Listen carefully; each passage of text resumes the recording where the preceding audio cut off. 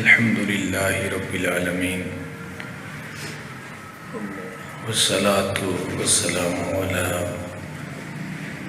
سید الانبیاء والمرسلین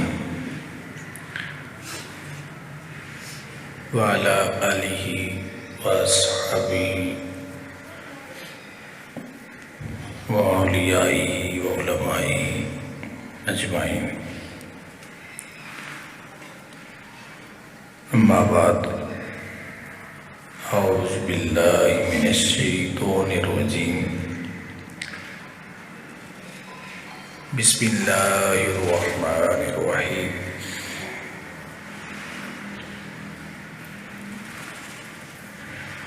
الذی خلق الموت والحیاة لیبلوکم ایکم احسن عملا وہو العزیز الغفور۔ صدق اللہ العظیم۔ الصلاة والسلام علیکہ یا سیدی یا رسول اللہ، الصلاة والسلام علیکہ یا سیدی یا رحمت للعالمین، وعلی آلکہ واصحابکہ یا خاتم الانبیاء والمرسلین۔ الصلاة والسلام علیکہ یا رسول اللہ، وعلی آلکہ واصحابکہ یا امام الانبیاء والمرسلین۔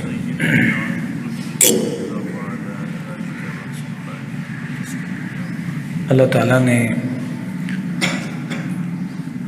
قرآن مجید فرقان حمید میں اپنی بہت سی نعمتوں کا ذکر فرمایا ہے۔ ان نعمتوں میں موت کو بھی ایک نعمت شمار کیا کہ یہ بھی اللہ رب العزت کی طرف سے ایک نعمت ہے، اگر یہ نعمت نہ ہوتی تو ساری نعمتیں ختم ہو جاتی۔ عمومی طور پہ جب ہم ایک دوسرے کو ملتے ہیں تو ایک دعائیہ جملہ بولتے ہیں کہ اللہ آپ کو ہمیشہ زندہ رکھے یا ہمیشہ سلامت رکھے۔ یا بعض لوگ یہ کہہ دیتے ہیں، اگرچہ ان کی مراد کچھ اور ہوتی ہے، کہ اللہ آپ کا سایہ ہم پر ہمیشہ قائم و دائم رکھے۔ اب ان جملوں پہ ذرا غور فرمائیں۔ 60-70 سال کے بعد زندگی دوسروں کے سہارے گزرتی، اپنے سہارے سے بندہ نہ چل سکتا ہے، نہ اٹھ سکتا ہے، نہ بیٹھ سکتا ہے۔ یہ ایک انسانی طبیعت کا تقاضا ہے۔ تو اگر اس کا سایہ ہمیشہ ہی برقرار رہے تو کیا بنے؟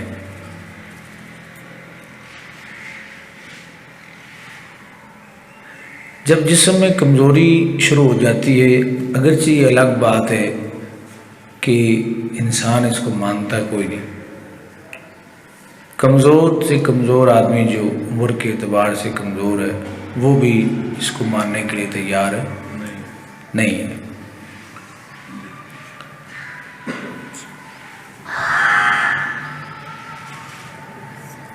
تو دعا یہ دینی چاہیے کہ اللہ آپ کا سایہ ہمارے سروں پر تا دیر قائم رکھے۔ ہمیشہ کا لفظ جو ہے وہ کاٹ دے۔ کیوں کہ انسان جب کمزور ہو جاتا ہے، بوڑھا ہو جاتا ہے، نہ اٹھ سکتا ہے، نہ بیٹھ سکتا ہے، تو یہ وہ زندگی ہے جس زندگی سے حضور صلی اللہ علیہ وسلم نے پناہ مانگی۔ بڑھاپے سے سرکار دو عالم صلی اللہ علیہ وسلم نے بھی پناہ مانگی، کیونکہ یہ ایک اذیت ہوتی ہے، یہ بذات خود ایک مرض ہے۔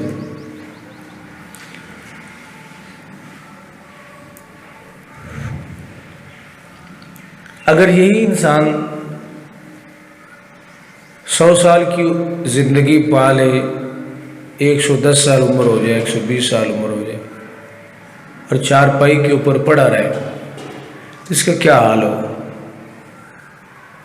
फिर एक ऐसा वक्त आता है हर इंसान पे जो अपनी ज़िंदगी पूरी करके, यानी सेहत पूरी करके जाता है दुनिया से, कि उसके लिए बंदा फिर दुआ करता है कि या अल्लाह मेरे बाबा को, मेरे अब्बा को, मेरे फलां को पर्दा दे। तो फरमाया उस वक्त इस नेमत का एहसास होता है जिसे मौत कहते हैं, कि जब कोई आपको संभालने वाला भी नहीं है, और अगर कोई संभाले भी तो आप संभलने वाले नहीं हैं। एक आदमी शदीद तरीन तकलीफ में मुब्तला हो और उसका इलाज भी ना हो, तो उसकी ज़ुबान से क्या कलिमात निकलते हैं? वो यही कहता है कि अल्लाह मुझे पर्दा अता फरमा। तो मौत यकीनन एक अल्लाह ताला की तरफ से नेमत है, और इस नेमत को खंदा पेशानी से इसका इस्तिकबाल भी करना चाहिए और दिलो जान से इसे कबूल भी करना चाहिए। मौत मांगना ये जायज़ नहीं है। उसके मुतालिक एक हदीस पाक है,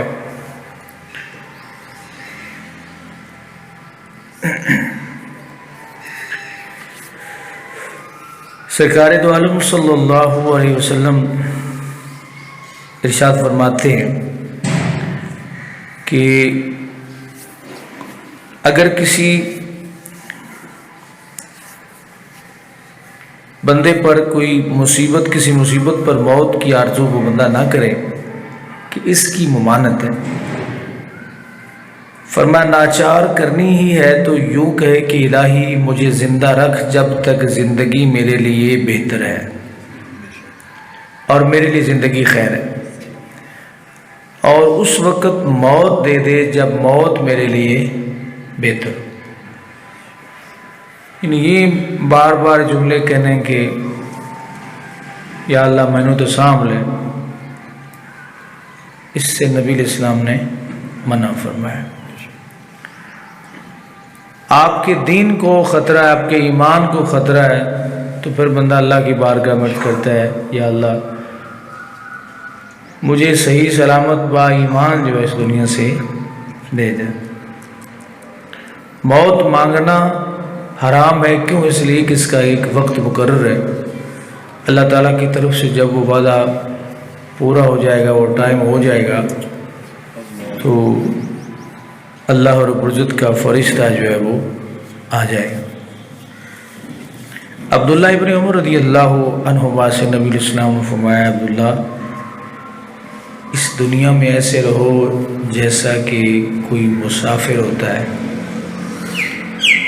रास्ते में जी ना लगाओ। जो मुसाफिर किसी मंजिल की तरफ सफ़र करता है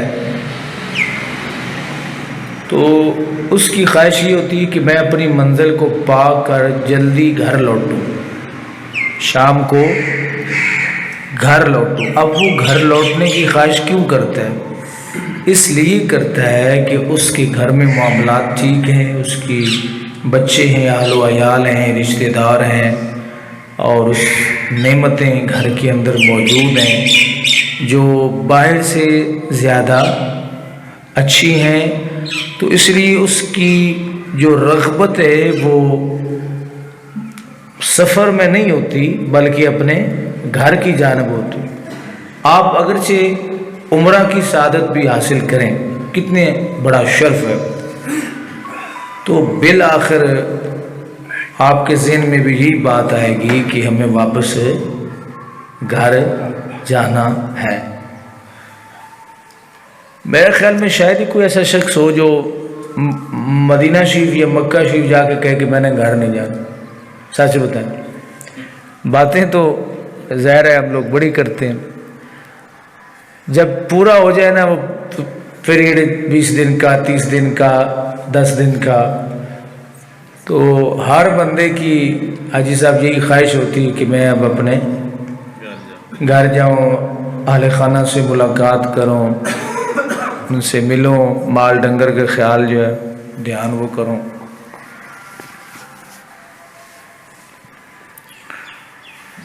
تو اور کہیں دل نہیں لگتا۔ اب یہ گھر آنے کی خواہش کیوں پیدا ہوتی؟ اس لیے پیدا ہوتی ہے کہ گھر میں سکون ملتا ہے، گھر میں سکون ملتا ہے، آرام ملتا ہے۔ سمجھ آ رہی ہے؟ تو حضور علیہ السلام نے عبداللہ ابن عمر سے کہا کہ دنیا میں ایسے رہو جیسے تم مسافر ہو۔ تو اس مسافر کا کیا حال ہے کہ جو جہاں سے آیا ہے اب اس کا واپس جانے کو دل نہیں کرتا۔ کیوں دل نہیں کرتا؟ اس لیے کہ وہ اپنے گھر سے آیا تھا تو بالکل ہر چیز ٹھیک تھی، لیکن اب اس نے اپنے گھر سے تعلق توڑا، جس کی وجہ سے گھر میں ہو گئی خرابیاں، اس کی وجہ سے ہوئی۔ اب اسے پتہ ہے کہ اگر میں اپنے گھر لوٹ کے جاؤں گا تو میرے گھر والے جو ہیں وہ ڈنڈے سوٹے لے کے کھڑے ہوں گے، تو لہٰذا مجھے راہ فرار اختیار کرنی چاہیے۔ یہ بات آپ کو دیر سے سمجھ میں آئے۔ اس کی ایک اور مثال میں گزار کر دیتا ہوں۔ ایک آدمی باہر کے ملک میں شفٹ ہو گیا، چلا گیا، اس کے والدین بیوی بچے گھر میں موجود ہیں، اب وہ مال کمانے کے لیے گئے۔ ویسے تو میاں محمد بخش رحمۃ اللہ علیہ تعالیٰ فرماتے ہیں اپنے دیس دیاں ولّاں نالو تم میں چن چن کھائیے، وچ بگانیاں ملکا اندر میوے کھان نہ جائیے۔ وہ لوگ ذلیل ہی ہوتے ہیں جو اپنا گھر چھوڑ کے، اپنا علاقہ چھوڑ کے دوسرے ملکوں میں روزی کمانے کے لیے جاتے ہیں، اور بڑے بڑے سمجھدار قسم کے بندے پینسلیں بیچتے ہیں وہاں جا کے۔ اپنے گھر میں یہ ٹھیلا لگانا پسند نہیں کرتے کہ ہماری توہین ہو جائے گی، ادھر جا کر ہر وہ کام کرتے ہیں جو نہ کرنے والے۔ ایک علاقے کا میاں ہے، وڈیرا ہے اور ذمہ دار ہے۔ یہاں ہمارے قریب میں ایک بہت بڑے ذمہ دار کو جانتا ہوں، 100 سے زیادہ ایکڑ زمین تھی ان کی، سب ہر چیز بیچ امریکہ شفٹ ہو گئی۔ اب ان کا بیٹا ایک پیٹرول پمپ کے اوپر وہ تیل بھرتا ہے۔ اب کسی کو پتہ نہیں ہے مانے کی فیملی ہے، کون سی فیملی ہے، کون سا ہے، کون جانے والا۔ تو اپنے دیس میں محنت کرنے کو پسند نہیں کرتے اور پرائے دیس میں بڑی محنت کرتے ہیں، صبح سے لے کر شام تک محنت کرتے ہیں۔ تو یہ بزرگ جو ہے نا یہ ایسے نہیں فرماتے، کہا اپنے دیس دیاں ولّاں نالوں تم میں چن چن کھائیے۔ یہ تمہ بھی میٹھا ہو جاتا ہے اگر اس کو آپ اس کا مربع ڈال لینا، تو یہ بھی اس میں بھی حکمت انہوں نے رکھی ہے۔ اللہ کے بندے نے جب یہ بات کہی نا کہ تمہاری محنت اگر تمہیں پر بھی ہو تو وہ بھی میٹھا سمجھ آئی، وہ بھی میٹھا ہو جاتا ہے۔ وچ بگانیاں ملکا اندر میوے کھان نہ جائے، بڑی کمال بات۔ تو اب کوئی شخص باہر کے ملک چلا گیا، اس کا پیچھے رابطہ ختم ہو گیا، اور ویسے بھی جو باہر کے ممالک میں چلے جاتے ہیں ان کے الا ماشاء اللہ دل دماغ میں رشتوں کی قدر ختم ہو جاتی، رشتے زیرو ہو جاتے ہیں۔ اسی لیے اس معاشرے میں بہن بیٹی کی عزت کا خیال کوئی نہیں کیا جاتا۔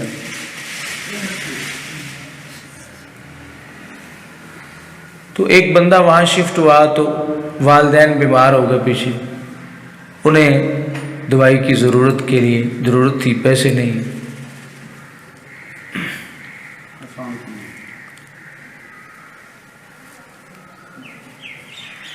اب پیسے ان کے پاس موجود نہیں ہیں،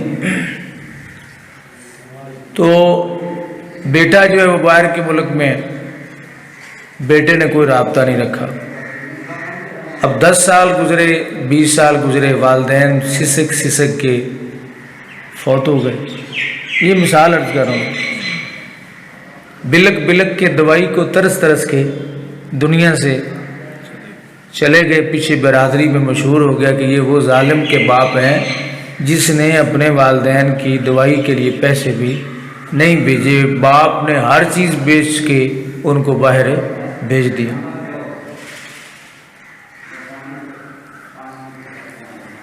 تو اب اس بندے کا اپنے علاقے میں، اپنی برادری میں آنے کو دل نہیں کرے گا. سمجھے؟ آنے کو کیوں؟ اسے پتہ ہے کہ جب میں جاؤں گا تو میری برادری جوتوں سے میرا استقبال کرے. تو پھر اس جگہ پہ جانے کو دل نہیں کرتا.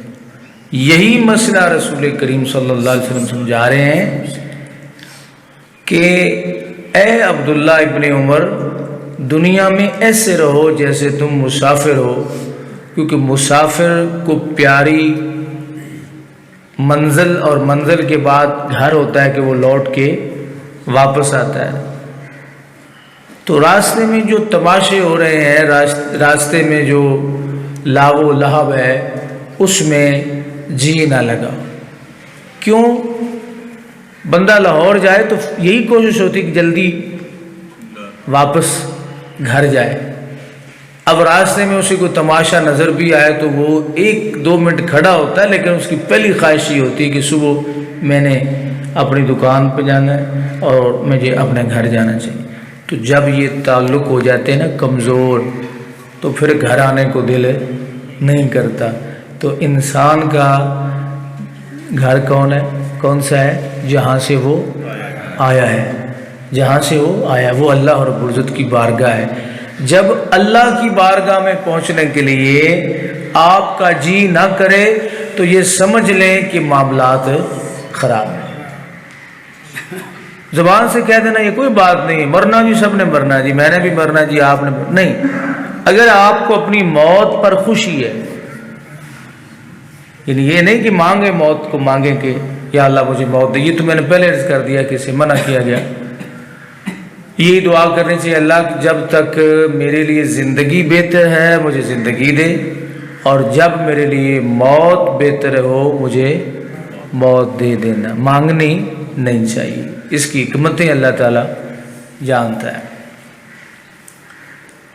تو تعلقات جب کمزور ہوتے ہیں نا، پھر بندہ، آپ اس کی مثال ایک اور لے لیجیے. حدیث شریف میں آتا ہے رسول کریم صلی اللہ علیہ وسلم جب آپ کا وصال با کمال ہوا تو چند لمحات پہلے خاتون جنت سیدہ طیبہ طاہرہ فاطمہ الزہرا رضی اللہ تعالی عنہا، آپ سے رسول اللہ صلی اللہ علیہ وسلم نے ارشاد فرمایا کہ بیٹی کان کرو. سیدہ پاک نے مصطفیٰ کریم اسلام اپنے بابا جان کے چہرے کے منہ شریف لبوں کے ساتھ اپنا کان کیا.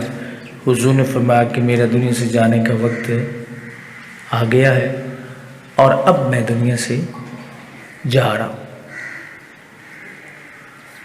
سیدہ طیبہ طاہرہ نے رونا شروع کر. بیٹی کی باپ کے ساتھ ایک خصوصی محبت ہوتی ہے، خصوصی پیار ہوتا ہے. بیٹوں کی نسبت بیٹیاں باپ کے ساتھ زیادہ پیار کرتی. بیٹے وراثت یا تقسیم ہوئی تو ان کی نظریں بدل جاتی، لیکن بیٹیوں کی نظریں نہیں بدلتی. وہ اپنے گھر جا کے سہاگ رات کے بعد صبح ان کا پہلا فون جو ہے نا وہ ابا کو ہوتا ہے یا اماں کو ہوتا ہے کہ ابا اور اماں نے دوائی کھائی ہے یا نہیں کھائی.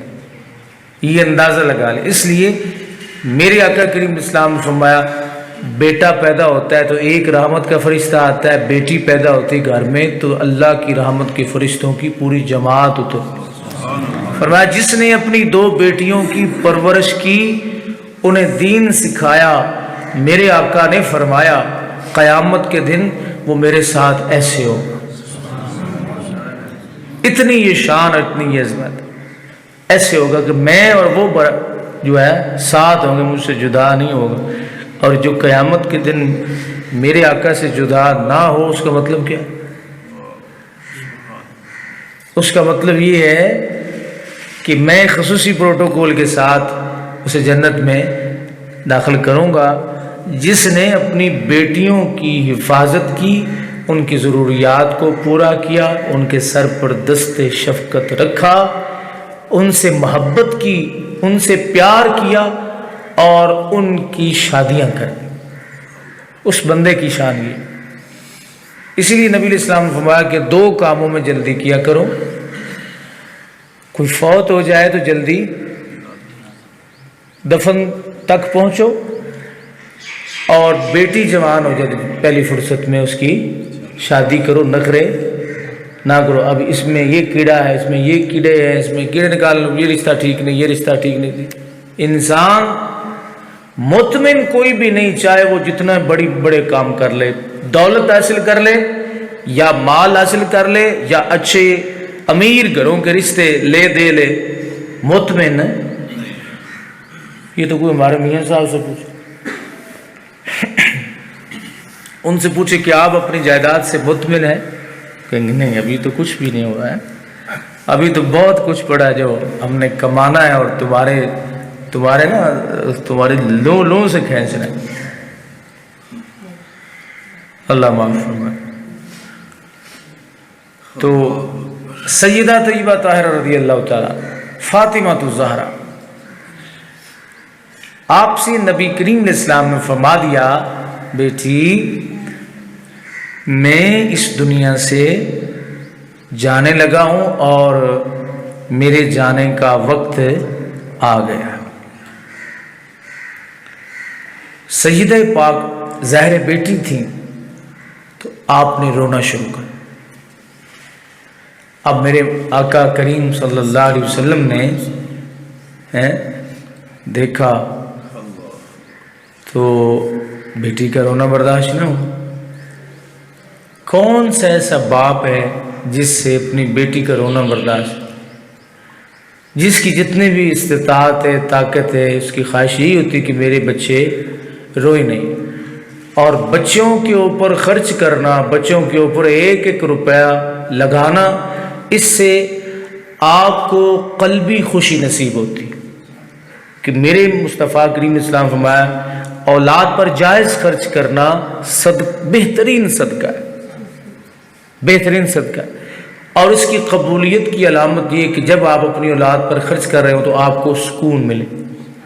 اولاد پر جائز خرچ کرنے سے بھی سکون ملتا ہے, اور اللہ کی راہ میں بغیر دکھاوے کے دینے سے بھی انسان کو سکون ملتا ہے کہ بغیر کسی کو بتائے آپ اللہ کی راہ میں خرچ کریں. تو اگر آپ کو سکون ملے, خوشی نصیب ہو, تو یہ سمجھ لیں کہ یہ قبول ہو گیا. تو سیدہ پاک رضی اللہ عنہا آپ نے رونا شروع کیا. حضور سے برداشت نہ ہو, اور میرے آقا سے برداشت ہوتا بھی نہیں. یہاں تو ایک چھوٹا سا تنا اگر مسجد نبوی شریف میں روتا ہے تو وہ بھی میرے آقا سے برداشت نہیں ہوتا. کبھی کھجوروں کے تنے بھی روئے تھے.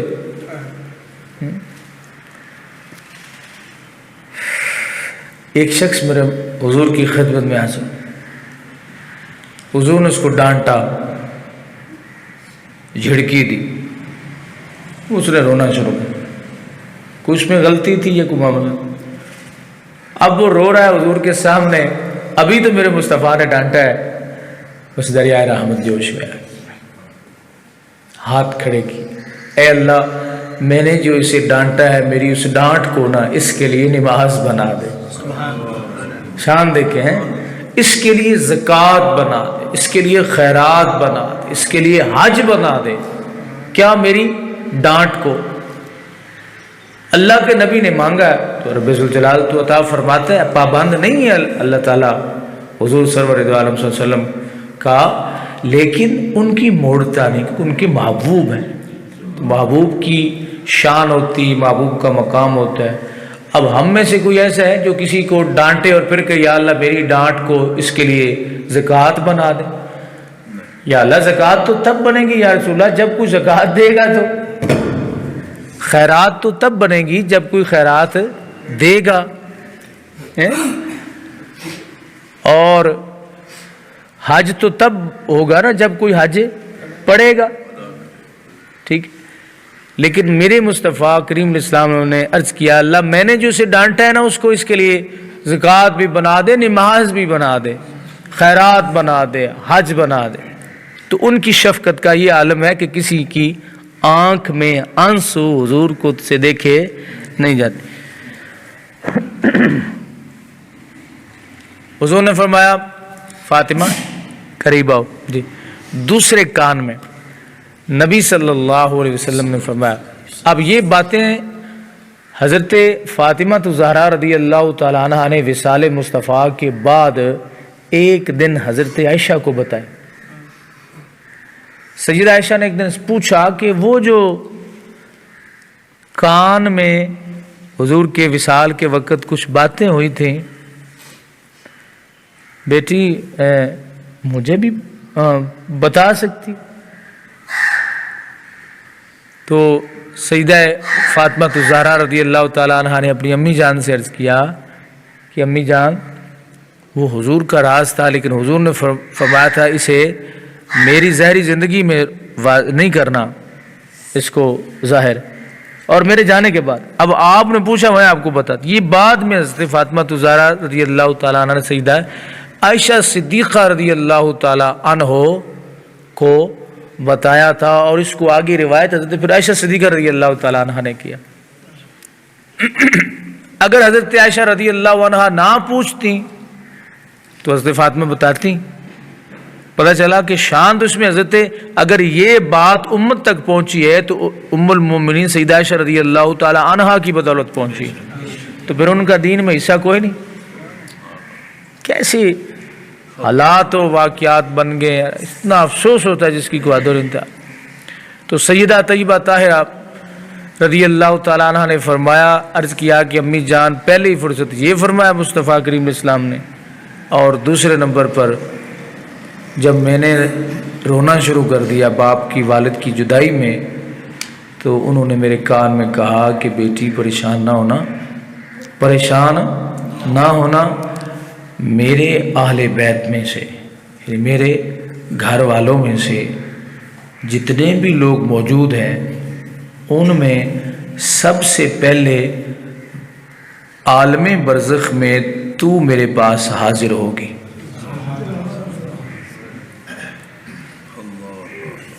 عالم برزخ میں تو میرے پاس آئے گی۔ اچھا اب یہ خبر کس چیز کی؟ ایک تو یہ سمجھیں یہاں پہ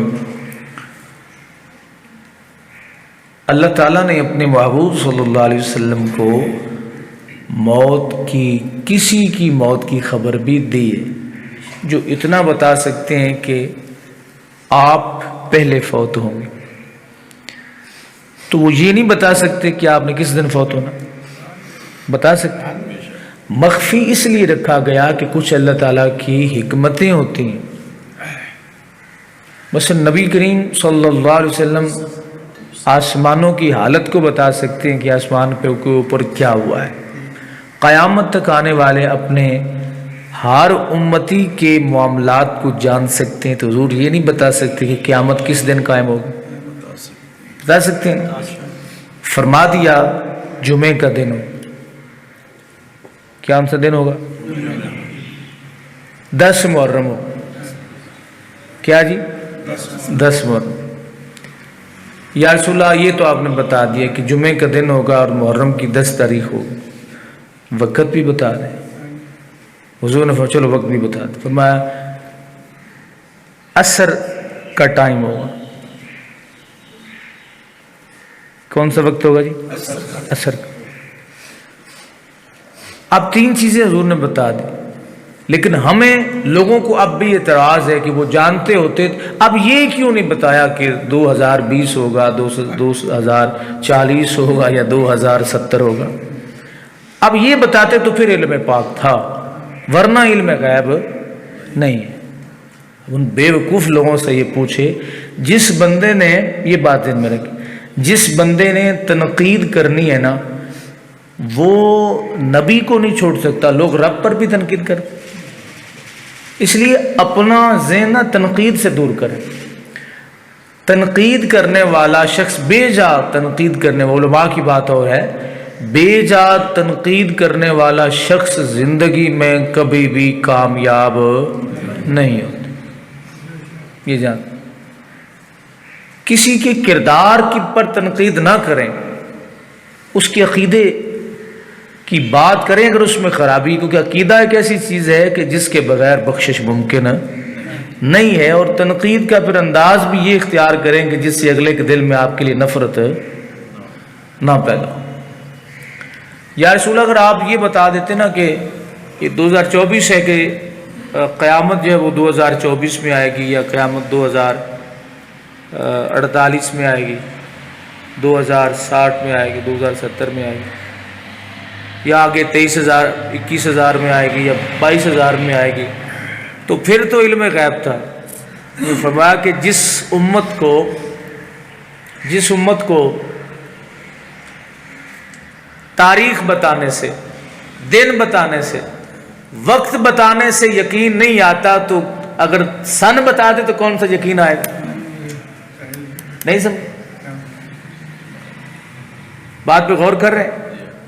تو حضور نے اس طرح اس کو نا ڈاما ڈول رکھا کہ پتہ چل جائے میرے غلام کون ہیں اور میرے دشمن کون ہیں. میرے غلام کون ہے؟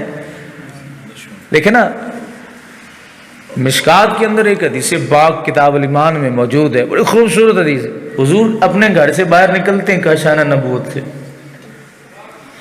ایک آپ کے دائیں ہاتھ میں کتاب ہے اور ایک بائیں ہاتھ میں. دائیں ہاتھ کی کتاب نہ بتا، دائیں ہاتھ کی کتاب حضور نے صحابہ کے سامنے فرمایا فیہ اسماء اہل الجنہ، اس میں جنتیوں کے نام ہیں، ان کے باپ دادا کے بھی نام. کتاب کس کے ہاتھ میں؟ نبی کریم علیہ السلام. اور ایک بائیں ہاتھ میں کتاب ہے، صحابہ کے سامنے اعلان کر رہے ہیں کہ یہ فتنے پیدا ہوں گے. فیہ اسماء اہل النار، کہ اس میں سارے جہنمیوں کے نام ہیں، ان کے باپ دادا کے بھی نام ہیں. اب حضور یہ بتا رہے ہیں تو انہیں پتہ ہے نا، پڑھی تو ہوگی نا حضور نے کتاب، کہ کون پڑھی ہوگی؟ پڑھی ہوگی. اب ہمارے نام بھی اس میں درج تھے کہ انہوں نے کس رستے پہ جانا ہے، انہوں نے کس راہ پہ جانا ہے. اور صرف ہمارے نہیں، جو ہماری آگے نسلیں، پھر قیامت تک جتنے بھی لوگ آئیں گے سب کے نام ان دونوں کتابوں میں موجود ہیں. اور ہیں کس کے ہاتھ میں؟ دی کس نے؟ اللہ نے. بات ختم ہو گئی. جو مصطفیٰ کریم اسلام اللہ کی اذن سے، اس کی عطا سے یہ جانتے ہیں کہ قیامت تک جنتی کون ہے، جہنمی کون ہے، تو انہیں قیامت کا پتہ کوئی نہیں کہ تاریخ کیا ہوگی. فرمایا پتہ ہے، لیکن اگر حکمت یہ ہے، شب لیلۃ القدر آتی ہے نا، لیلۃ القدر، تو اسے مخفی کیوں رکھا گیا؟ اس لیے کہ یہ ہر طاق رات میں الرٹ رہیں اور محنت کرتے رہیں اور عبادت کرتے رہیں. ٹھیک ہے، اگرچہ علماء اس طرف گئے کہ وہ 27ویں رمضان المبارک ہے، آپ ساری رات رمضان مبارک میں یعنی 27ویں میں عبادت کرتے ہیں، اور دن کو کیا کرتے ہیں؟ روزہ بھی رکھتے ہیں، سوتے بھی. ظاہر پھر آج کون سی تاریخ ہے؟ اس کی شوال کی کیا تاریخ؟ 26 ہے. تو رات آج 27ویں کی بھی بن جائے گی نا، شوال کی 27ویں میں. تو سونا آپ کو کل چاہیے یا آج چاہیے؟ نہیں سمجھ. آپ کو کل سونا چاہیے یا آج سونا چاہیے؟ نہیں سمجھ؟ سوتا تو بندہ تب ہے نا جب سونے کا ہو، کوئی کام کر لے تو، بغیر کام کاج کے سونے والا ان السہم لبلغ المقتل۔ آہستہ آہستہ یہ بات آپ کو سمجھ میں آئے گی کہ یہ بات میں نے کس تناظر میں کی۔ سوتا تو اس وقت ہے نا جب ساری رات بندہ عبادت کرتا ہے اور سونے کا ہو جاتا ہے کہ اس کا حق ہے کہ وہ اب ریسٹ کرے، سو لے۔ تو جو ساری رات بھی سوئے اور صبح بغیر لیٹے سوئے، صبح بغیر لیٹے بیٹھے بٹھائے سوئے، بغیر وجہ کے سوئے، تو پھر پتہ یہ چلا کہ اس کا نصیب کھو گیا۔ ایک آدمی اپنے ہاتھ میں برتن پکڑ کے بارش کا پانی لینے کے لیے چلا گیا۔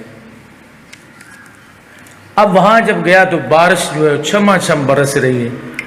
اس نے اپنے اس بٹھڑ کو، اپنے اس بھانڈے کو، اس برتن کو کر لیا الٹا، ٹھیک ہے، یا اس کے اندر سوراخ ہے، بارش برستی رہی ہے، برتن میں پانی اکٹھا نہیں ہو سکا کیونکہ برتن تھا الٹا، گیا ہے بارش میں، کپڑے سارے بھگو کے آ گیا ہے، گیا ہے کپڑے سارے بھگو کے آ گیا ہے، برتن میں سوراخ تھے اور یا برتن الٹا تھا، تو اب اس کا جانا فائدہ مند ہوا یا نقصان دہ؟ کپڑے تو بھیگ گئے نا، پریشان تو ہوا۔ اس لیے ہر جگہ پہ ہر قسم کے لوگ ہوتے ہیں، کوشش یہ کیا کرے کہ آپ جو بھی کوئی بھی بندہ آپ سے بات کرے نا تو کم از کم اس کی بات کو غور سے سنیں ضرور۔ آپ اتنا وقت نکال کے آئیں، ٹائم بھی دیں، تو اگر بات کو غور سے سننا نہیں ہے، بغیر عبادت کے سونا ہے، تو پھر سونے کا کیا فائدہ؟ تو اب میں اسی بات کو مکمل کر لوں تو سیدہ طیبہ طاہرہ رضی اللہ تعالی عنہا فاطمہ الزہرا نے عرض کیا، امی جان، حضور نے فرمایا کہ میرے اہل بیت میں فوت ہو کر تو سب سے پہلے میرے پاس آئے گی۔ تو میں نے اس پہ مسکرانا شروع کر دیا۔ حضرت عائشہ رضی اللہ تعالیٰ عنہ نے فرمایا کہ بیٹی تو کتنی زیرک ہے، رونے اور مسکرانے کو میں نے اپنی زندگی میں پہلی مرتبہ قریب دیکھا کہ ایک بندہ زاروں کی طرح رو رہا ہو اور ایک ہی لمحے میں، اور اسی لمحے میں، اس کے لمحے کے دوسرے حصے میں وہ ہنس رہا ہو، خوش ہو رہا ہو۔ تو سیدہ نے عرض کیا، امی جان، وجہ یہ تھی کہ حضور نے فرمایا کہ میرے اہل بیت میں فوت ہو کہ تو میرے پاس سب سے پہلے آئے گی، تو میں نے اس پہ مسکرانا شروع کر دیا۔ اب کیوں مسکرائی؟ کسی کو موت کی خبر دی جائے تو وہ مسکراتا نہیں ہے، وہ آپ کی جتنی بھی جس سے محبت ہے، باپ کی بیٹے سے بڑی محبت ہوتی، ماں کی بیٹے سے، بیٹی سے بڑی محبت ہوتی، لیکن اگر بیٹی یہ کہے اماں میں مر رہی ہوں تو بھی میرے ساتھ مر، تو ماں مرتی ہے؟ کیوں نہیں مرتی؟ انہیں تو تجھے سیرا لایا، مرتی؟ کیا کہتی ہے؟ کیا کہے گی؟ چل بیٹا تو ایسے پریشان نہ ہو، تو مر صحیح، میں تیرے پیچھے مر کے آ رہی ہوں، کہے گی ایسے؟ اگر بیٹی کہے امی میں تجھے یہ بتا کے جا رہی ہوں، اکلوتا بیٹا، اللہ سب کو زندگی عطا فرمائے، اکلوتا بیٹا مر رہا ہو تو وہ اپنی اماں سے کہے اماں میں دنیا سے جا رہا ہوں، تجھے بتا کے جا رہا ہوں کہ چند دنوں کے بعد تو بھی میرے پیچھے آنے والی چند میرے سارے گھر میرے بہن بھائیوں میں سے سب سے پہلے اماں تو نے میرے پاس آنا ہے۔ اگر بیٹا یہ کہہ دے کہ مجھے اللہ نے اطلاع کر دی ہے تو اب اماں کو تو نیند نہیں آئے گی، کیوں نہیں؟ اماں سونے پائے گی؟ وہ کہے گی نہیں بیٹا تو جا، میں نے نہیں ابھی تک جا۔ جتنی بھی محبت ہو، یہ ساری محبتیں میرے بھائی چند لمحات کی ہوتی ہیں۔ کون روتا ہے پھر کسی کے لیے؟ چند لمحات رو کے سارے خاموش ہو کے بیٹھ جاتے ہیں، ٹھیک ہے؟ وہی رخسار ہوتے ہیں، وہی ہاتھ ہوتے ہیں، وہی آنکھیں ہوتی ہیں جن کے اوپر اپنے ہاتھوں سے مٹی ڈال کے واپس آتے ہیں، انسان سمجھتا ہے کہ میں چلا جاؤں گا پتہ نہیں یہ ہر شے بند ہو جائے گی، کچھ بھی نہیں ہوتا، اگلی صف جو ہے وہ بند ہو جاتی ہے، لپٹ جاتی ہے، نئی صف آ جاتی ہے۔ زندگی کے معاملات اور نظام سسٹم جو ہے وہ چلتے رہتے ہیں۔ تو کسی کو موت کی خبر دی جائے تو حضرت ذی وقار کوئی بھی مرنے کے لیے تیار نہیں ہے۔ اگر مرنے کے لیے تیار ہو بھی تو خوش تو نہیں ہوتا نا، ہے وہ مسکراتا تو نہیں۔ تو سیدہ طیبہ طاہرہ نے مسکرانا شروع کر دیا۔ کیوں؟ پتہ چلا کہ اگر انجام یہ ہو کہ قبر میں رسول اللہ کے پاس حاضری نصیب ہوگی، رسول اللہ کے پاس حاضری نصیب ہوگی، تو پھر روتے نہیں ہیں لوگ، پھر مسکرایا کرتے۔ انجام اگر اچھا ہے تو پھر روتے نہیں ہیں، پھر کیا مسکراتے ہیں۔ تو فرمایا رسول کریم علیہ السلام نے عبداللہ ابن عمر رضی اللہ تعالی عنہما سے کہ دنیا میں ایسے رہو جیسے تم مسافر ہو، مسافر رستے میں دل نہیں لگایا کرتے، اور وہ اپنے گھر جانے کو پسند فرمایا کرتے ہیں۔ تو جو اپنے گھر جانے کو پسند نہ کرے، پتہ یہ چلا کہ اس کی گھر والوں سے بنتی نہیں ہے، اسے پتہ ہے گھر جاؤں گا تو سارے اہل خانہ جوتے اتار کے میری طبیعت صاف کریں گے۔ جب یہ ذہن ہوگا تو پھر کوئی بندہ بھی مرنے کے لیے تیار نہیں۔ یہ بات حضور علیہ الصلوۃ والسلام سمجھا رہے ہیں کہ اگر آپ کو اپنی موت کا نام آئے تو یہ راحت نصیب ہو کہ الحمدللہ میں نے زندگی اچھی گزاری ہے، تو انشاءاللہ اللہ تعالیٰ میری بہتری جو ہے وہ فرمائے گا، تو پھر تو ہے بات ٹھیک۔ اور ویسے بھی ایک اور حدیث پاک میں نبی علیہ الصلوۃ والسلام فرماتے ہیں انا عند ظن عبدی، کہ میں اپنے بندے کے قریب نا اس کے گمان کے مطابق، انا عند ظن عبدی، میرا بندہ جیسے میرے بارے میں سوچتا ہے نا میں اس کے لیے ویسے ہی کرتا ہوں۔ میرا بندہ میرے بارے میں یہی سوچ رہا ہے نا کہ یا میں قبر میں جاؤں گا تو میرے رب نے منکر اور نکیر کو بھیجنا ہے میری طبیعت صاف کرنے کے لیے، تو پھر ان کی صاف ہوگی، ان کی ضرور صاف، پکی ٹھکی صاف ہوگی۔ جو یہی سمجھے ہر وقت خیال رکھے کہ بس میں نے جانا قبر میں میرے لیے جوتے ہی جوتے ہیں، تو پھر اس کو جوتے ہی نصیب ہوں گے۔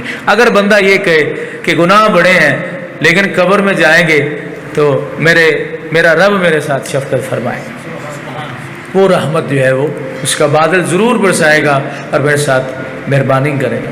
اور فقط اس امید پر بھی زندگی گزارنے کی اجازت نہیں ہے کہ آپ صرف اس امید پہ زندگی گزاریں کہ بس یہ ٹھیک ہے، نظام چل رہا ہے، یہ ہے وہ ہے فلاں۔ تو مسئلے سن میں یہ عرض کرنا چاہتا تھا آپ کو، جمعہ پر بھی یہ عرض کیے تھے، لیکن ان کی ضرورت بڑی اشد ہے کہ شیطان کا جو حملہ ہے نا، بہت بڑا حملہ، وہ انسان پر مرنے کے وقت ہوتا ہے۔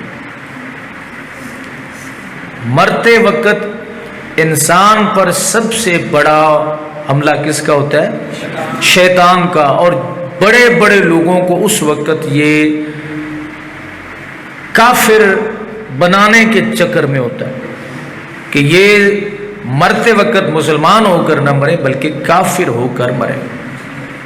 امام فخر الدین رازی رحمۃ اللہ علیہ تعالیٰ کا مشہور واقعہ آپ نے سنا ہو، تفسیر کبیر آپ کی تصنیف آپ نے لکھی ہے قرآن مجید کی، بہت کمال درجے کی یہ تفسیر کبیر جو امام فخر الدین رازی رحمۃ اللہ علیہ تعالیٰ نے کی۔ پہلے جو بابے ہوتے تھے نا وہ عالم ہی ہوتے تھے، اب جتنا بڑا جاہل ہو اتنا بڑا بابا ہوتا ہے، سمجھ آ رہی؟ جتنا بڑا جاہل ہو اتنا بڑا بابا۔ ان بابے سے مراد کیا سمجھتے ہیں؟ جتنا بڑا بے ادب اتنا بڑا پیر۔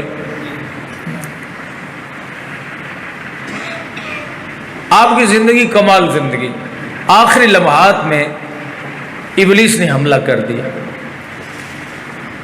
اللہ تعالیٰ کے وجود، رب کی ذات کے موجود ہونے پر ابلیس میں، شیطان میں اور حضرت امام فخر الدین رازی کے درمیان بحث چھڑ گئی۔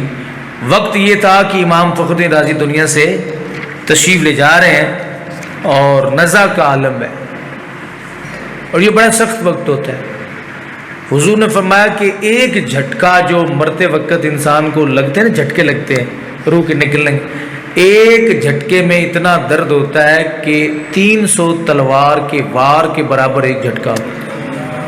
جتنا 300 تلوار کے وار سے درد ہوتا ہے، اتنا ایک جھٹکے سے جو سکرات کے وقت یعنی جسم سے روح جو ہے وہ نکلتے وقت لگتا ہے۔ امام فخری رازی نے رد شروع کر دیا، اس نے دلائل پیش کرنا شروع کر دیا کہ اللہ کی ذات ہے ہی کوئی نہیں، وہ موجود ہے یا ہے ہی نہیں، وہ ایک نہیں، جس طرح وہ شیطان کی بکواس تھی کہ اللہ تعالیٰ کے ولیوں کے پاس جیسے جاتا ہے۔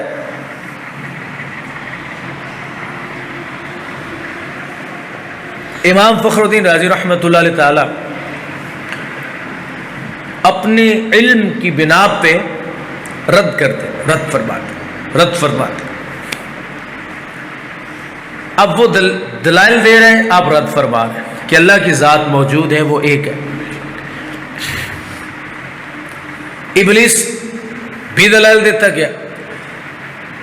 اب حضرت امام فخر الدین رازی رحمۃ اللہ علیہ تعالیٰ کے مرشد کامل تھے شیخ نجم الدین کبرا رضی اللہ تعالی عنہ۔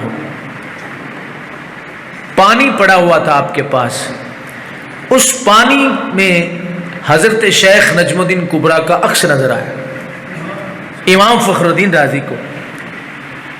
فرمایا رازی تو دلائل کیوں دے رہا ہے اس لعین کو؟ تو اس سے یہ کہے کہ میں بغیر کسی دلیل کے اپنے رب کو مانتا ہوں، بغیر کسی دلیل کے۔ جب امام فخر الدین رازی رحمۃ اللہ علیہ تعالی نے یہ کلمات کہے تو شیطان چیخ مار کے وہاں سے بھاگ گیا۔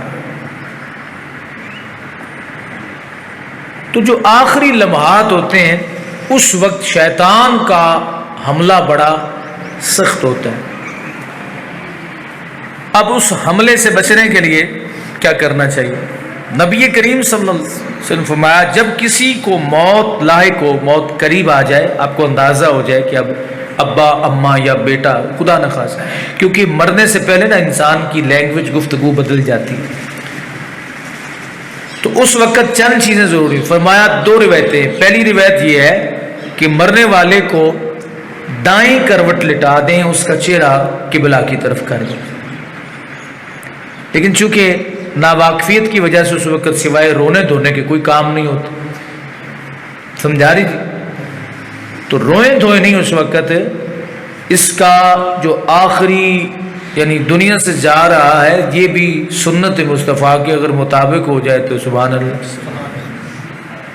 دائیں جانب لٹائیں، چہرہ قبلہ کے رخ کر دیں، اور ایک روایت کے اندر آتا ہے کہ سیدھا لٹا دیں، اور سیدھے سے مراد یہ کہ اس کے پیر جو ہیں وہ قبلہ رخ کر دیں، اور ادھر نیچے کچھ چھوٹا سا تکیہ وغیرہ رکھ دیں تو بہتر، نہ رکھے تب بھی لیکن چہرہ جو ہے اس طرح قبلہ کی طرف ہو جائے۔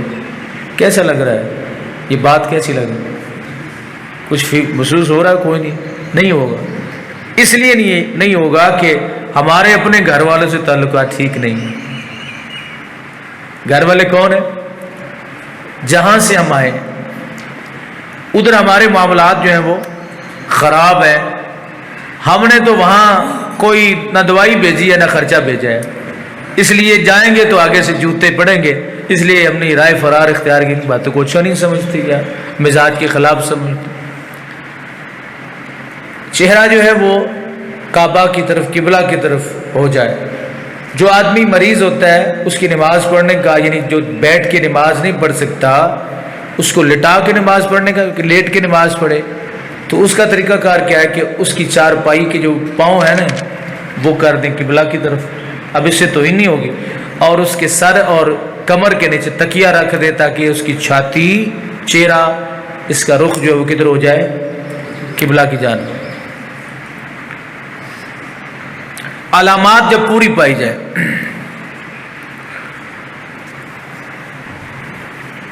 تو اس وقت 3 کام کرنے۔ کتنے؟ یہ کام کرنے کے بعد کیا کرنے؟ 3 کام کرنے۔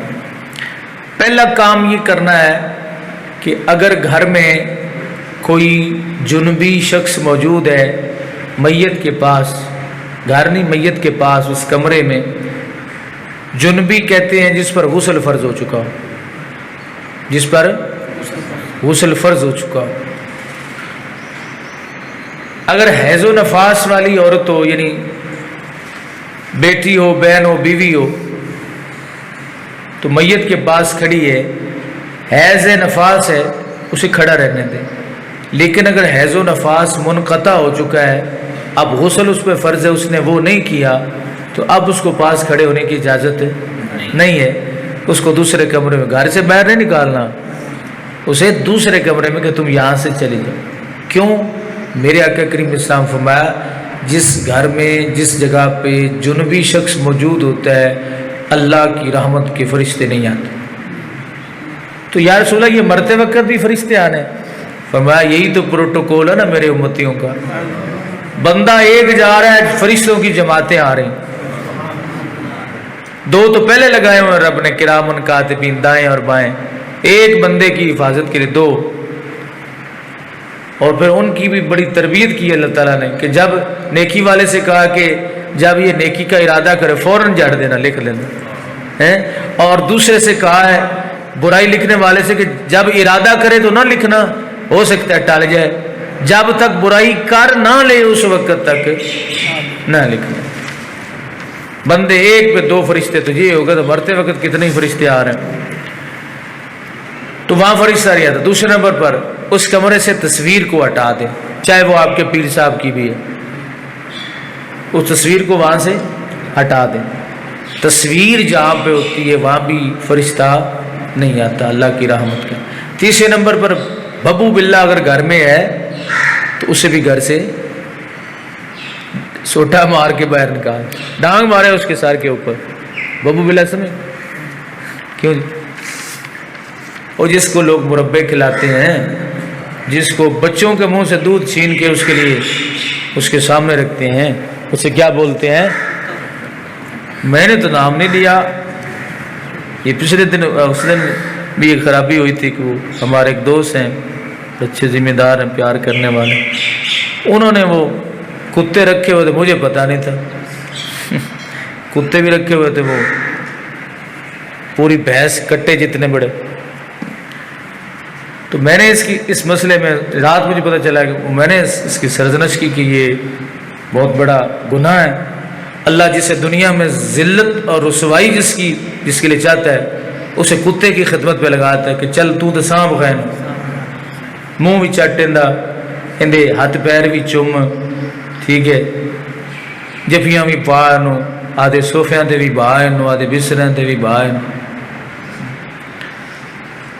اب انہوں نے کل کسی بندے سے پوچھا، وہ جنہوں نے پروگرام کرایا تھا، کہ بابران تو نہیں دسیا؟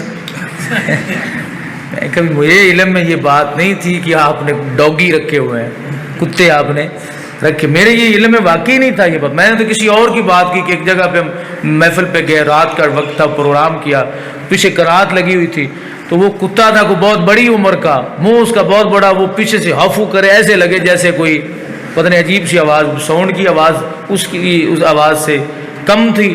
تو میں نے کہا یار یہ پیچھے آپ نے کیا بلا باندھ کے رکھی، نہیں پہچاننا مشکل تھا، یہ کتا بول رہا ہے یہ کوئی اور جانور بول رہا ہے۔ تو یہ جو باؤ بلا ہوتا ہے، یہ گھر میں رہے نا، گھر میں تو اللہ کی رحمت کا فرشتہ نہیں جی ہم نے رکھا ہوا ہے کہ کوئی چور ڈاکو نہ آ جائے۔ جس گھر میں کتا ہوتا ہے اس میں چور ڈاکو نہیں آتے۔ بھروسہ اللہ کی ذات پہ ہونا چاہیے اور اپنی حفاظت ہونی چاہیے، ٹھیک ہے۔ آیت الکرسی پڑھ کے سوئیں، دروازے کنڈے لگا کے سوئیں، آگے پھر اللہ تعالیٰ کی ذات پہ چھوڑ دیں۔ اگر نصیب میں ہے تو ذلت آپ کو، کتوں کو بھی نہیں ڈال دیتے کچھ چیز کھا کے، تو وہ لے جاتے ہیں ہر شے۔ آپ کتے کے بھروسے پہ کنڈی بھی کھلی چھوڑ دیں، سمجھ آ رہی؟ وہ جس طرح کہتے ہیں نا کہ ہمیشہ ڈوبتا وہی شخص ہے جو تیرنا جانتا، تیراکی جانتا، جو تیراکی نہیں جانتا وہ تو قریب نہیں جاتا، وہ ڈوبتا ہی نہیں۔ تو اگر کتا گھر میں موجود ہے، فرمایا میرے آقا کریم اسلام فوراً اس کو گھر سے باہر نکالو۔ کیوں؟ جب تک یہ رہے گا میت کی روح آسانی سے قبض نہیں ہوگی، اسے درد اور تکلیف ان تینوں چیزوں کی وجہ سے زیادہ رہے گا۔ پہلی کیا؟ جنبی، جس پر غسل فرض ہو چکا اس کو نکالنا وہاں سے ضروری ہے۔ نمبر 2، تصویر فوٹو شریف کو وہاں سے نکالنا ضروری ہے یا اس کو الٹا کر دیں۔ نمبر 3، کتا اگر گھر میں موجود ہے تو اسے سوٹا مار کے باہر بھگانا ضروری ہے کہ تو دفع ہوگا تو میرا ابا، میری اماں، میرا بیٹا، اللہ سب کو زندگیاں عطا فرمائے، اس کی روح قبض کرنے میں آسانی ہو۔ تو ان 3 چیزوں کو پہلے نمبر پر نکالیں وہاں سے۔ اس کے بعد آپ تلقین شروع کریں، لا الہ الا اللہ محمد رسول اللہ، لا الہ الا اللہ محمد رسول اللہ۔ یہ کلمہ پڑھنا ہے، حکم نہیں دینا۔ یہ نہیں کہنا آپ نے کہ پڑھ، وہ کہ میں نہیں پڑھتا، پھر کیا ہو؟ نظام خراب کیا کہ اس کی زندگی برباد ہوگی ساری، اس کی پچھلی بھی آخری خاتمہ پہ ایمان ہی نہ ہو سکے۔ کوئی شخص جتنا بھی دین سے محبت کرنے والا ہو، کلمہ نہیں پڑھے گا تو مسلمان ہو سکتا ہے؟ بتائیں جی، ہو سکتا ہے؟ کبھی نہیں ہو سکتا، کیونکہ مسلمان ہونے کی شرائط ہیں، میں پہلی شرط کلمہ اسلام ہے۔ تو اگر وہ کہے میں نہیں پڑھتا، کیونکہ اس وقت غلبہ ہے، اخماق کا غلبہ ہوتا ہے، بے ہوشی کا غلبہ ہوتا ہے، تو کتنی احتیاطیں ہیں۔ اور یہ احتیاطیں میرے مصطفیٰ نے اپنے امتیوں کے لیے رکھی ہیں کہ کہیں بولنے سے بھی ہر اس رستے کو حضور نے بند کیا جو جہنم کی طرف لے کے جائے۔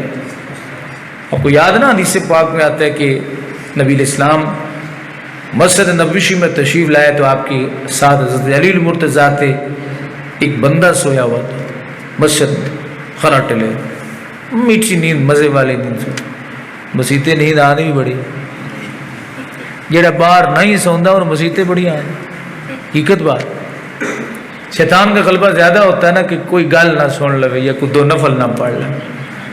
آپ باہر بیٹھے رہیں، شام تک بیٹھے رہیں، آپ کو نیند آ جائے، مجھے پکڑ، جیسے اللہ کے گھر میں آئیں گے ویسے نیند کا غلبہ، کیوں جی سلطان تھا، فوراً شروع ہو جائے۔ وہ سویا ہوا تھا مسجد میں، نبی کریم علیہ السلام نے فرمایا یا علی ایقظہ، اس کو جگاؤ، علی جگاؤ۔ حضرت علی نے اس کو جگا دی، اٹھا، گیا، وضو کیا، نماز پڑھی، جو بھی معاملہ۔ بعد میں سیدنا علی المرتضیٰ عرض کرتے ہیں یا رسول اللہ یہ ایک بہت بڑا نیکی کا کام تھا، آپ خود اسے جگاتے، آپ نے کیوں نہیں جگا؟ حضور نے فرمایا علی بات یہ ہے، وہ تھا سویا ہوا بندہ مرے ہوئے کی طرح ہوتا ہے، اس کی عقل حاضر نہیں تھی، میں اس کو جا کے جگاتا کہ اٹھو، حکم دیتا صیغہ امر سے۔ اگر وہ سوئی ہوئی حالت میں اس کی زبان سے یہی جملہ نکل جاتا کہ میں نہیں اٹھتا، تو میرے رب نے یہ نہیں دیکھنا تھا کہ یہ سویا ہوا تھا، میرے رب نے یہ دیکھنا جگانے کون آیا تھا۔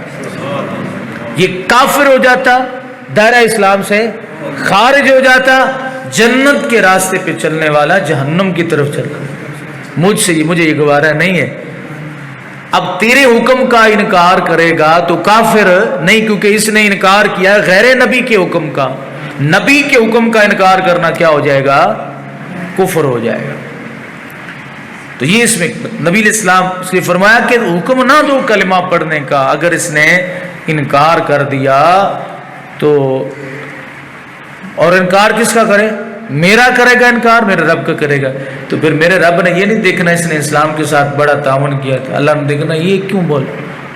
اس لیے حضور نے فرمایا کہ آپ اس کے پاس بیٹھ کے اونچی آواز سے یہ کہتے رہے، لا الہ الا اللہ محمد رسول اللہ، لا الہ الا اللہ محمد رسول اللہ، لا الہ الا اللہ محمد رسول اللہ، کلمہ پڑھتے رہیں، اس کی زبان پہ جاری ہو جائے، اس کی زبان پہ جاری ہو جائے۔ جب روح نکل جائے تو آپ میں سے یقیناً ایسے کوئی دوست ہوں گے جنہوں نے کسی کو مرتے ہوئے دیکھا ہوگا، دیکھا کسی کو مرتے ہوئے، جب روح جسم سے نکل رہی ہو، ادھر سے نکل یہاں آتی ہے، باقاعدہ محسوس ہوتا ہے، آنکھیں اب دو کام کرنے ہیں، آنکھیں کھلی رہ جائیں گی، منہ کھلا رہ جائے گا۔ آنکھیں کھلی رہ جائیں گی، ساری زندگی نہیں کھلی، اب کھلی ہیں۔ اگر زندگی میں کھلی ہیں تو غلط کھلی ہیں، منہ زندگی میں کھلا ہے تو غلط کھلا ہے۔ اب بند ہوں گی، بند کرنے والے بند کریں گے آنکھوں کو بھی اور منہ کو بھی۔ اب کھول کے دکھانا ذرا، ان جملوں پہ غور کرتے رہیں۔ اب آنکھیں بند کرنے والے تمہاری آنکھیں بند کریں گے، اب کھول کے دکھانا۔ منہ بند کرنے والے تمہارا منہ بند کریں گے، وہ منہ جو کبھی زندگی میں بند نہ ہوا، زبان سے بکتا بھی رہا، بولتا بھی رہا، گالیاں بھی بکتا رہا، ٹھیک ہے، گستاخیاں اور بے ادبیاں بھی کرتا رہا ہے، تو بند نہ ہوا، آج بند ہوگا، اور ایسا بند ہوگا کہ تمہیں پتہ چل جائے گا۔ فرمایا آنکھیں بند کرو۔ کیوں بند کرو؟ اس لیے آنکھیں کھلی رہنے کی وجہ یہ ہے کہ جب روح جسم سے نکلتی ہے، یہ ایک امام راضی لکھتے ہیں ان الارواح البشریۃ من جنس الملائکہ، کے انسانی روحیں فرشتوں کی جنس سے ہوتی ہیں، یہ نظر نہیں آتی، لیکن وہ بندہ جو مر رہا ہے، جس کی روح جسم سے نکل رہی ہے، اس کی آنکھیں اس کو دیکھتی ہیں جب یہ سفر کر رہی ہوتی۔ کوئی بندہ آپ کے سامنے مرے، آپ اس کی روح کو نہیں دیکھ سکتے، لیکن جو مرنے والا ہے وہ اپنی روح کو دیکھ لیتا۔ پتہ چلا مرنے کے بعد طاقت بڑھتی یا گھٹتی؟ بڑھ جاتی۔ ہاتھی جیدہ لکھ دا تے مویا سوا لکھ دا۔ ایسے اللہ کے ولیوں کے مزاروں پہ لوگ نہیں جاتے، دنیا میں ان کی طاقت اور تھی، قبر میں ان کی طاقت اور ہے، ان کی طاقتیں بڑھ جاتی ہیں۔ ایک عام انسان جب مرتا ہے تو طاقت بڑھ جاتی ہے، اور روح پھر کسی کی محتاج نہیں ہے، کسی رستے کی۔ ایک کلپ میں نے پچھلے دنوں میں دیکھا کہ وہ انگریزوں نے کوئی بندہ مرنے لگا تھا، اس کا آخری لمحات تھے، اس کے اوپر ایک بہت بڑا شیشے کا باکس رکھ دیا کہ اس کی روح جو ہے اس کو کنٹرول کیا جائے، اس کو پکڑا جائے۔ اب وہ حرکتیں ایسی تو کرتے رہتے، لیکن جب روح نکلی ہے تو وہ پورا باکس جو ہے وہ بالکل ریزہ ریزہ ہو گیا، چوری چوری ہو گیا۔ بڑا مضبوط شیشہ جو جہازوں کی سکرینوں سے بھی، ان کے بھی فرنٹ شیشوں سے زیادہ مضبوط تھا، بلٹ پروف شیشہ تھا، لیکن ایک ذرہ ذرہ ہو گیا وہ شیشہ۔ کیا سمجھتے ہو ہمارے ہاتھوں سے بنے ہوئے بت یا انسان بھگوان بنے بیٹھے ہیں؟ خلقتہ بیدی، خلقتہ بیدی، اللہ فرماتے بنایا تو میں نے تجھے اپنے ہاتھ سے۔ اب وہ کیا کہتے ہیں، ایک مقولہ ہے کہ گھر دی بلی تے گھر نو گھر نو میں ہو۔ تم کیا سمجھتے ہو کہ اللہ تعالیٰ کے ساتھ داؤ لگا لوگ؟ بعض چیزیں سے اللہ نے کسی انسان کو اس پر اختیار نہیں دیا، ان میں سے ایک روح کا سفر ہے جس کے بارے میں اللہ تعالیٰ نے کسی کو اختیار نہیں دیا۔ پہلا، دوسرا، تیسرا، چوتھا، پانچواں، چھٹا، ساتواں آسمان یہ سفر کرتی، یہاں تک مرتبے کے مطابق۔ آخری آسمان یعنی پھر اس سے آگے اعلیٰ علیین جو رب ذوالجلال کے قرب میں خاص جگہ ہے، بعض اعلیٰ انسانوں کی روحیں وہاں چلی جاتی، اعلیٰ علیین میں۔ کافروں کی روحیں زمین کی طرف سفر کرتی ہیں، پہلی، دوسری، تیسری، چوتھی، پانچویں، چھٹی، ساتویں، اور اس سے اگلا جو بدترین درجہ ہے وہ سجین کا ہے جو قرآن میں ذکر کیا گیا، وہاں جا کے ان کی روح ٹکتی ہیں، رہتی ہیں۔ مومن کی روح جو یہاں نہیں ہوتی، پھر ان میں سے بعض مومنین کی ارواح جو ہیں وہ زمزم شریف کے کنویں شریف میں موجود ہوتی ہیں، اور بعض کفار کی ارواح جو ہیں وہ چاہے برہوت یمن کے اندر ایک نالہ ہے اس کے اندر موجود ہے۔ سمجھائی جی؟ یہ روحوں کے مرتبے۔ لیکن جب بھی کسی کافر کے مرگھٹ پہ، کسی مومن کی قبر پر کوئی آتا ہے، اللہ اس روح کا تعلق فوراً استوار کرتا ہے، دیکھتا بھی ہے، پہچانتا بھی ہے، سنتا بھی۔ حضرت عمر سے کسی نے پوچھا کہ قبر کے اندر بندہ جب موجود ہوتا ہے تو اوپر آنے والے بندے کو پہچانتا ہے؟ فرمایا اگر چڑیا بھی بیٹھ جائے نا تو قبر والا یہ بھی جانتا ہے یہ مذکر ہے یا مؤنث ہے، چڑا ہے کہ چڑی ہے۔ آپ کے سامنے چڑا چڑی بیٹھے ہو، آپ کو نہیں پہچانے، لیکن قبر میں چونکہ طاقت انسان کی بڑھ جاتی ہے۔ تو اب آنکھوں کو بند کیا جاتا ہے، آنکھیں اب دیکھ رہی ہیں، تاڑی لگی ہوئی ہے، اس روح کو دیکھ رہا ہے، اوپر کی طرف جا رہی ہے، مومن ہے نا اس لیے اوپر کی طرف جا رہی ہے، روح جا رہی ہے اوپر کی طرف، اور یہ کہتا ہے جسم کے مزے اکٹھے لیتے رہے، مزے اکٹھے لیتے رہے، لذتیں اکٹھی اٹھاتے رہے، اب مجھے چھوڑ کے جا رہی ہو، وہ کہتی تیرا میرا ساتھ بس اتنا تھا، میں بھی تیرے پنجرے میں جب قید تھی نا تے تباہی تو میری بھی بڑی مچائی، ہن تو آدھی نبیڑ دے مینو جان دے۔ دوسرے نمبر پر یہ آنکھیں فرمایا بند کر دو، اوپر اس طرح ہاتھ کر لو، اب تمہاری آنکھیں بند کی ہیں بند کرنے والوں نے، ہن کھولتے دکھا، اب کھولنا۔ ساری زندگی جس آنکھ سے برائیاں دیکھتے رہے، جس آنکھ سے غلط مناظر دیکھتے رہے، جس آنکھ سے جن آنکھوں یعنی گندا کرتے رہے اپنی آنکھوں کو دیکھ دیکھ کے، اب ذرا کھول کے دکھا نا، بڑی کھلتی تھی تیری آنکھیں گندے مناظر پہ، موبائلوں پہ، ٹی ویوں پہ بڑی چلتی تھی، اب کھول کے دکھا، بند۔ دوسرے نمبر اب منہ کھلا ہے اس کا، تو یہ مسئلہ علامہ امجد علی اعظمی رحمۃ اللہ علیہ تعالیٰ نے میں یہ پڑھا میں نے نا، مجھے بڑا عجیب سا لگا کہ انہوں نے کیسے لفظ استعمال کیا، کہتے ہیں جب روح نکل جائے تو ایک چوڑی پٹی، حضور کوئی بریک جی پٹی دے نام لے لو ہے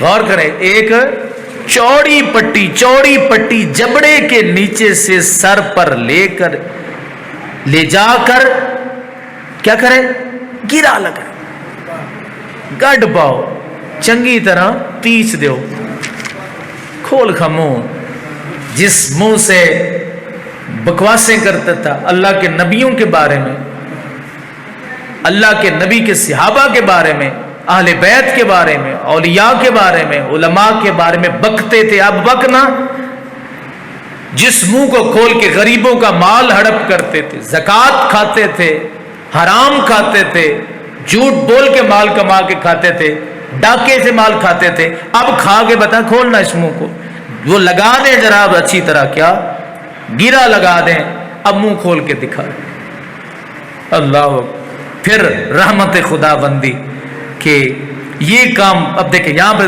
بھی ایک بات ہے کہ پھر کیا کرے کہ انگلیاں اور ہاتھ پاؤں سیدھے کر دیں، یہ کام اس کے گھر والوں میں وہ آدمی کرے جو زیادہ نرمی سے کر سکتا ہے۔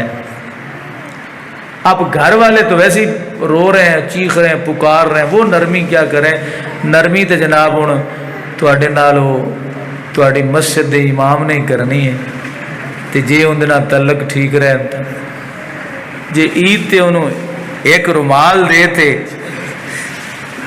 عید تے ایک رومال دے تے انہوں نوکر بنا چھڈو، تے انہیں بھی مردے وقت آخنا بھی میرے ہتھی رسا نہیں پیا آندا نے، تین میں رسا مارا، 3-4 رسے مارا، اتو بھی بننا تینوں، اتو بھی بننا، تیرے پیر بھی بننا، ہر شے تینوں بن تے نا، بغیر ایویں ناتیاں دھوتیاں تینوں سٹتے آواں، لیکن کروں کیا کہ اللہ اور اس کا رسول کرنے نہیں دیتا، اللہ اور اس کا رسول کرنے نہیں دیتے، فرمایا نرمی کے ساتھ یہ کام کریں، اس لیے ضروری یہ ہے وہ کہ ان سے اچھے روابط رکھیں، اخلاق کا مظاہرہ کریں، بد اخلاقی کبھی بھی اپنے امام سے ہوتی ہیں، غلطیاں بھی ہوتی ہیں، کوتاہیاں بھی ہوتی ہیں، ان کو ادب کے ساتھ احترام کے ساتھ سمجھائیں۔ ایک حافظ صاحب تھے نا، وہ سارا مہینہ انہوں نے تراویح پڑھائی، اب انتظار کرتے رہے کہ 27ویں پہ کچھ چار، ظاہر ہے آپ سمجھتے ہیں دین یہ پڑھنے والے اکثر غریب لوگ ہوتے، امیر لوگ نہیں پڑھاتے اپنی اولاد کو دین، کبھی نہیں پڑھاتے، باتیں وہ سب سے زیادہ، تنقید وہ سب سے زیادہ کر، خود اپنی اولاد کو دین نہیں پڑھاتے۔ تو وہ حافظ صاحب 27ویں پہ انتظار کیا، ظالموں نے کچھ بھی نہ دیا، اب انہوں نے کہا چلو عید پہ کچھ خدمت وغیرہ کر دیں گے، عید کا دن آیا تو انتظار کرتا رہا، دعا ہو گئی جناب، اب کسی نے کیا دینا، سلام پھرتا، خطبہ ہوتا، اس کے بعد جس نے خدمت کرنی ہوتی، اب حافظ صاحب جو ہے وہ چلے گئے، لوگ سارے 5 منٹ بعد انہوں نے اسپیکر کھول لیا کہ حضرات ایک ضروری اعلان سماعت فرمائیں، میں اپنے محترم گاؤں والوں کو، اپنے نمازیوں کو یہ بات بتانا مناسب سمجھ رہا ہوں، اللہ کا حکم ہے، شریعت کا تقاضا ہے، میں آپ کو یہ بات بتا کے جا رہا ہوں کہ کہ رمضان شریف دے وچ جنیاں بھی میں نمازاں پڑھائیاں نے، تراویاں پڑھائیاں، ساریاں بے وضو نے تے نمازاں دہرا لو ہے۔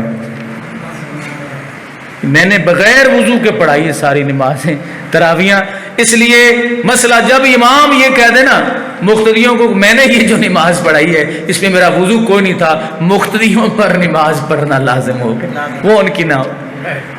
اب وہ سارے گاؤں والے ڈنڈے لے کے حافظ صاحب کے پیچھے، تو پھر تمہیں پتہ حافظ بجن سب تو تگڑے ہوں۔ اچھا جی، تو یہ کام وہ کوئی کرے جو نرمی سے کر، وہ کون کرے گا؟ باپ کے لیے بیٹا کرے گا، ماں کے لیے بیٹی کرے گی، ٹھیک ہے، بیٹے کے لیے ماں کرے گی، بیٹی کے لیے ماں کرے گی، بیٹے کے لیے باپ کرے گا۔ پتہ چلا کہ آپ کے جو قریبی رشتہ دار ہیں ان کو یہ سمجھاؤ یار کہ میں مروں تو مجھے سنت کے مطابق یہ کام ہی کر دینا۔ پھر اس کے بعد یہ دعا پڑھے۔ کون؟ جس نے آنکھیں بند کی ہیں، جس نے آنکھیں بند کی ہیں اور وہ پٹی جو ہے وہ لگائی ہے، تو یہ پڑھے بسم اللہ وعلی ملت رسول اللہ صلی اللہ علیہ وسلم یسر علیہ امرہ وسہل علیہ ما بعدہ۔ سونے ربا مہربانی فرما، ہر کام میں دیتے ہوں آسان کر دے، ٹھیک ہے، ہوں بھی تے جڑے اس تو بعد معاملات ہوں سارے دے سارے اس تے آسان کر۔ ایک بیٹا جب باپ کے لیے دعا کرے گا نا، اللہ اس کی دعا کو مستجاب فرمائے گا۔ پھر آگے کفن ہے، غسل ہے، تغسیل ہے، تکفین ہے، جنازہ ہے، تدفین ہے، یہ مراحل بھی اسی طرح چلتے رہتے ہیں۔ تو جن چیزوں کے بارے میں نے آپ سرچ کیا ہے، جو بھی آپ کے ذہن میں رہ گئی ہیں، یعنی یاد رہ جائیں، ان پہ عمل کی کوشش کریں۔ اپنے مرنے، ایک ہے مرنے کی تیاری کرنا وہ اعمال کی، ایک ہے مرنے کے بعد کے مسائل جو ہیں ان سے واقف ہونا۔ تو کم از کم مسائل سے تیاری تو جڑی کرنی ہے، تو مسائل سے واقف ہونا یہ ہر بندے کے لیے ضروری ہے۔ اللہ ہم سب کو عمل کی توفیق فرمائے۔ تو کوئی بات پوچھنی ہے تو آپ پوچھ سکتے ہیں۔